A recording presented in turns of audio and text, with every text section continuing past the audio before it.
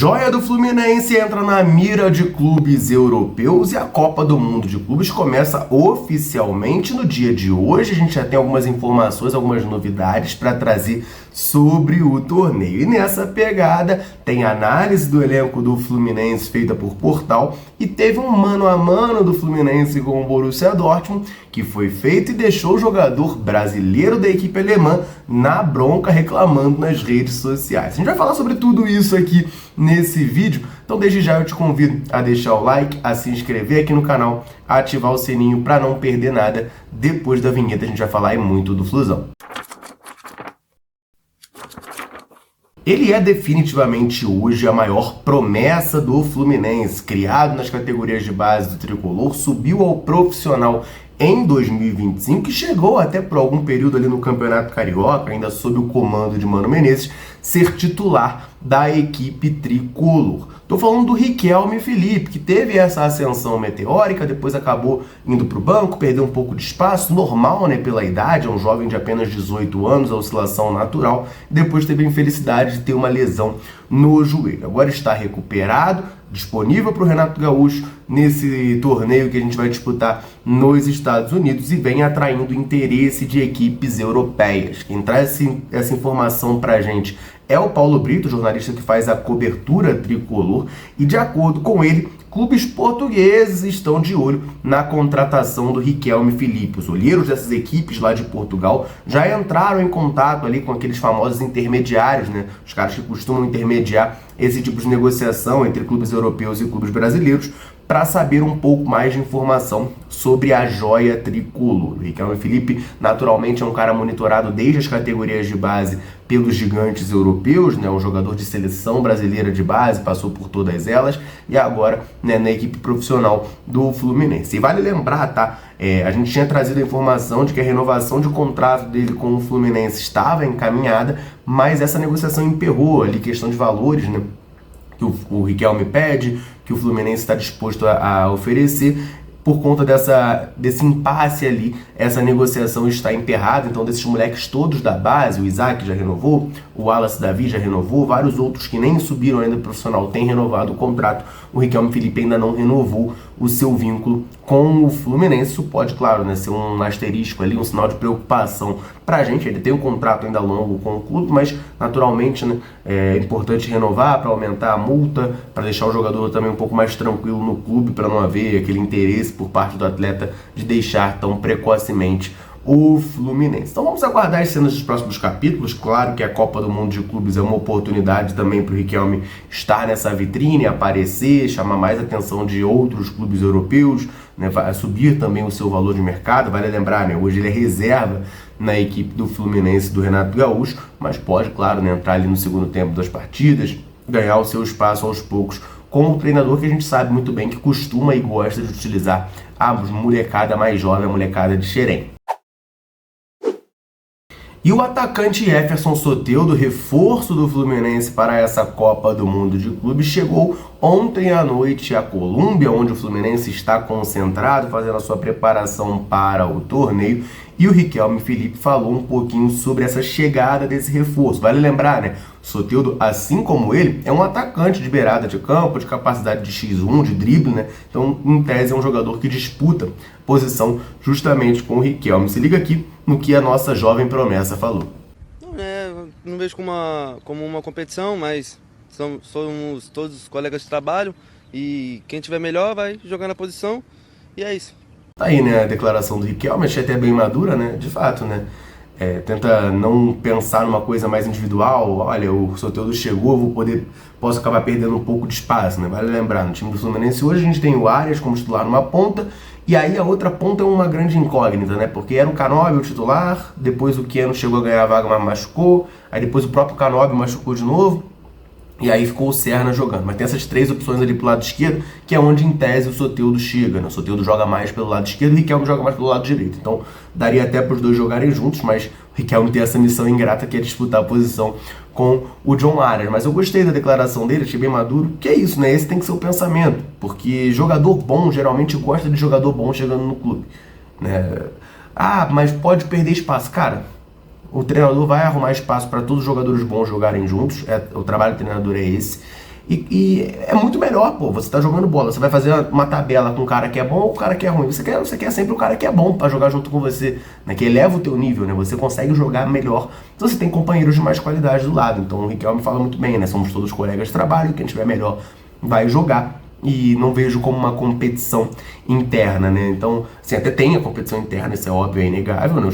Vão todos disputar ali a posição, mas não enxergar dessa maneira, não enxergar o companheiro de equipe como um rival pela posição, é sempre essencial para que o time como um todo, né, evolua e aí a gente consiga atingir os nossos objetivos. E a Copa do Mundo de Clubes começa oficialmente hoje, dia 14 de junho, às 9 horas da noite do horário de Brasília. Tem Inter Miami contra o Al Ahly. A gente vai falar bastante do torneio, tem algumas novidades, algumas informações para trazer. Só antes, deixa eu rapidinho aproveitar para dar uma moral para a galera tricolor, sempre ligada aqui na Central, sempre nos dando aquela moral. Em todo vídeo eu convido você que está aqui nos assistindo a comentar aqui embaixo, me falar o seu nome, de onde você acompanha a Central Fluminense. Eu gosto demais de saber até onde nesse mundo gigantesco o nosso canal alcança. Galera, chega junto, deixa o comentário e sempre que a gente pode, a gente vem aqui e manda aquele abraço. Então nesse vídeo vou mandar um abraço pro Toninho Sá, de Vila Velha, no Espírito Santo, pro Carlos Alberto, de São Luís do Maranhão, pro Jorge Filho, de Búzios, pro Luizinho, de Soledade, em Minas Gerais, pro Milton Frank, de Ipanema, também em Minas Gerais. Um abração pra galera tricolor ligadinha na Central Fluminense, convite mais do que reforçado.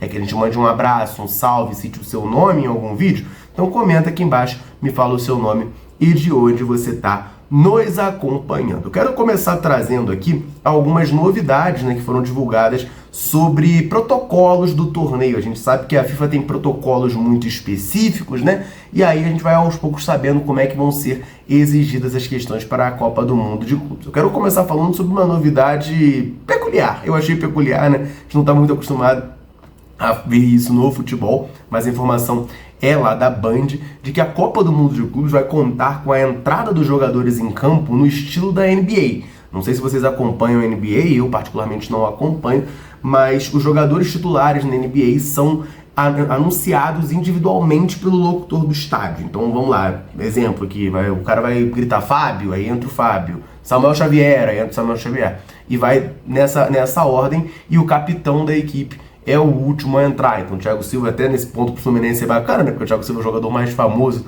da equipe, ele vai ser o último a entrar ali, né? Vai ter aquela entrada triunfal. Então uma novidade aí que a FIFA está implementando para essa Copa do Mundo de Clubes. Acho que tem muito a ver também com o torneio ser nos Estados Unidos, né? Isso aí é uma cultura estadunidense, ele é da NBA e tudo mais, mas a FIFA tem tentado, né, fazer algumas novidades, assim, implementar algumas questões dessa para tentar aumentar o nível de entretenimento, vamos colocar assim, na partida, né? Tem toda agora a experiência do jogo e tudo mais que eles vêm tentando investir.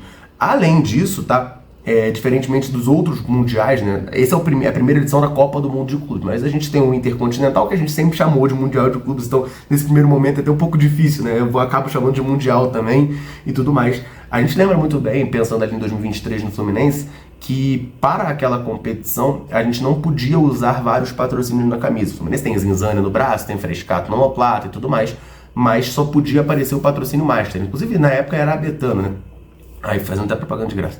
Na época era outra patrocinadora do Fluminense que aparecia no patrocínio Master, era somente esse espaço aqui da barriga que poderia aparecer patrocinadores. Então os demais, um abraço, não vai aparecer na camisa no torneio. Só que para essa edição, para a Copa do Mundo de Clubes, a FIFA permitiu que os clubes exibissem um patrocinador nas mangas dos seus uniformes. Quando eu soube dessa informação, eu deduzi que seria a Zinzane, né, que é a patrocinadora de mangas do Fluminense. Mas não é o que vai acontecer não, tá? A Superbet é quem vai ocupar o espaço, é quem vai estar nas mangas também do Fluminense, além aqui, né, da barriga, né, do espaço do patrocínio Master. Então é uma novidade aí que a FIFA implementa para essa edição da Copa do Mundo de Clubes. E ainda sobre o torneio, o Riquelme Felipe deu essa entrevista hoje cedo lá no treino, né, onde ele falou da situação do Soteldo, e ele também falou um pouquinho sobre a expectativa da Copa do Mundo de Clubes. A gente está falando de um jogador de 18 anos, uma jovem promessa tricolor, como a gente falou no começo do vídeo, começando a atrair interesse do futebol europeu, e ele falou um pouquinho sobre a sua expectativa para a competição. Se liga aí na declaração da nossa jovem promessa. A expectativa é a melhor possível, é a realização de um sonho de criança. Não imaginaria, né, tão cedo estar aqui na competição tão grande, mas é isso, como eu falei, uma realização de um sonho e se tiver oportunidade vou entrar e vou dar meu máximo. Tá aí, então, o Riquelme falando, né, da realização de um sonho, ele fala de tão cedo estar aqui, né?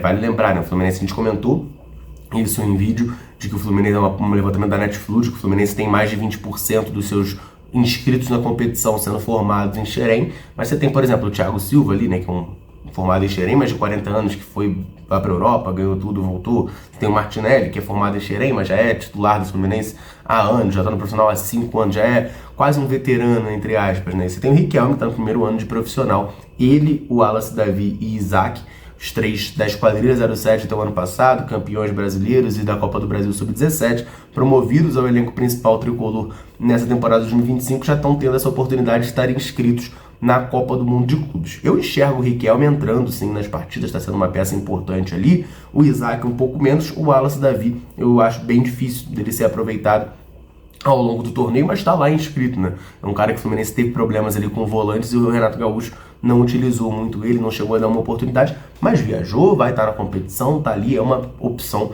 Se ele treinar muito bem, quem sabe, né? O Renato não pode promover uma entrada dele ao longo do torneio. Mas é muito bacana, né? Essa molecada de Xerém participando da Copa do Mundo de Clubes, tendo essa oportunidade, quem sabe, né? O Riquelme não consegue se destacar muito, o Isaac, o Wallace também, seria muito bacana, até para a marca Xerém, globalmente falando.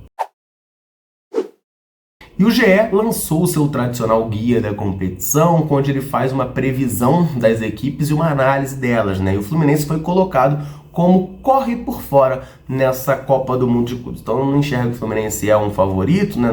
Também não acho que é um clube que pode surpreender, é alguém que corre por fora ali para buscar uma oportunidade. Nos critérios de avaliação do GE, o Fluminense ganhou 10 pontos em elenco, de 20 no total, ganhou 7 pontos de momento, de 10 no total, ganhou 7 pontos de grupo, de 10 no total, e em tradição ganhou 2 pontos, de 5 no total. A alegação deles foi que o Fluminense foi campeão da Libertadores em 23, mas fez uma temporada ruim em 2024. Cresceu de produção desde a chegada do Renato Gaúcho em abril, tá bem no Brasileirão, avançou às oitavas da Copa do Brasil e da Sul-Americana, mas ainda não tá, né? Não é uma equipe que está voando, digamos assim, na temporada, e eles destacam a presença de 2 dos remanescentes campeões da Libertadores, os principais nomes, né? O goleiro Fábio e o meio atacante John Arias. Não citam aqui a presença do Germancano, que está no torneio, foi o artilheiro, foi o grande nome do Fluminense na Copa Libertadores, de fato, não viveu um 2024 tão bom.